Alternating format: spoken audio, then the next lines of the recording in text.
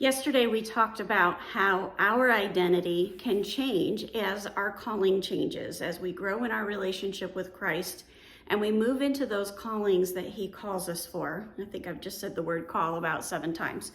Well, today we're talking about God's identity. And our identity can change. The way people identify us and point us out changes as we grow and develop and mature in our relationship with Christ.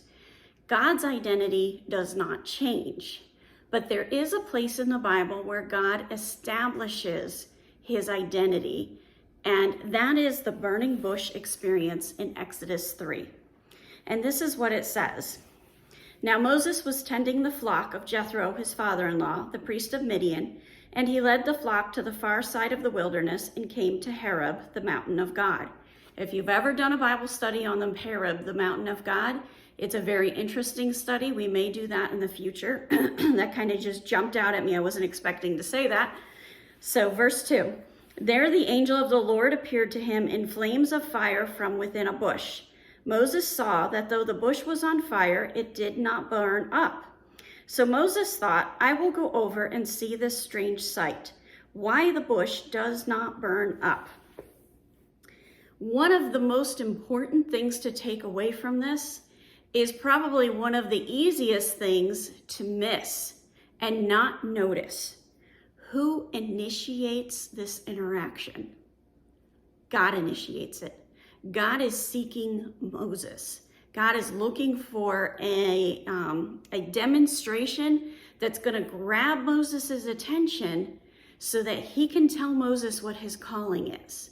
And sometimes the way God does that is a very obvious thing, like a burning bush that's not getting burned up, or it could be a very quiet thing. It could be several people saying, hey, you'd be really good at blah, blah, blah, blah, blah, blah. But God is the one that establishes that new identity for us. Verse 4, when the Lord saw that he had gone over to look, God called to him from within the bush, Moses, Moses. And Moses said, here I am. Here's the interesting thing here. Moses is saying, I am here, I am ready to go. He's still not 100% sure who's even talking to him out of this bush, but he's like, I'm ready to listen to you. We need to be ready. Verse 5, do not come any closer, God said. Take off your sandals, for the place where you are standing is holy ground. Then he said, I am the God of your father, the God of Abraham, the God of Isaac, and the God of Jacob. At this, Moses hid his face because he was afraid to look at God. So Moses is already approaching this with that reverential fear. He's in awe of what's happening. The Lord said, I have indeed seen the misery of my people in Egypt. I have heard them crying out because of their slave drivers, and I am concerned about their suffering. So I have come down to rescue them from the hand of the Egyptians and to bring them out into out of that land into a good and spacious land, a land flowing with milk and honey, the home of Canaanites, Hittites, Amorites, Perizzites, Hivites, Jebusites. And now the cry of the Israelites has reached me, and I have seen the way the Egyptians are oppressing them. So now go, I am sending you to Pharaoh to bring my people, the Israelites, out of Egypt. A few things to pull out of here. First of all, God is establishing that he heard his people crying out.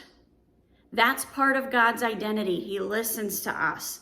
He's also very aware of what's going on, and he's created this plan, and Moses is a big part of the plan.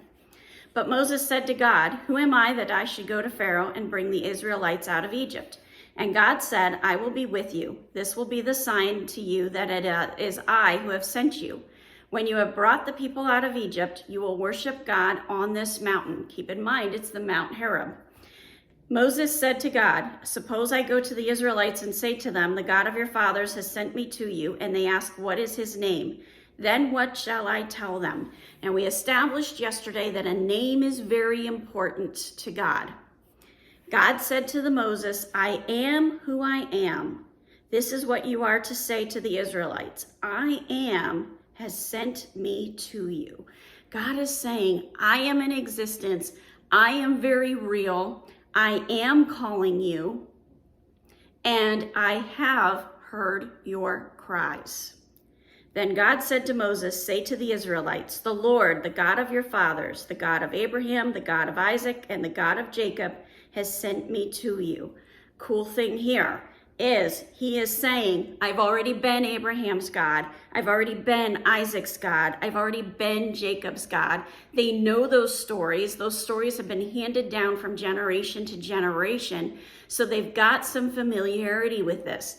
This is my past. This is what has brought me here. This is part of my identity. And then he says, this is my name forever, that you shall call me from generation to generation. He is saying, don't forget what I have already done. Don't forget what I did with Noah and the boat. Don't forget what I did with Abraham and making him the father of a great nation. Don't forget what I did with Isaac. Don't forget what I did with Jacob. Don't forget who I am. And as we follow Christ, it is so important that we not forget who he is and stay in awe of who he is. Have a wonderful day. God bless, and keep walking the walk.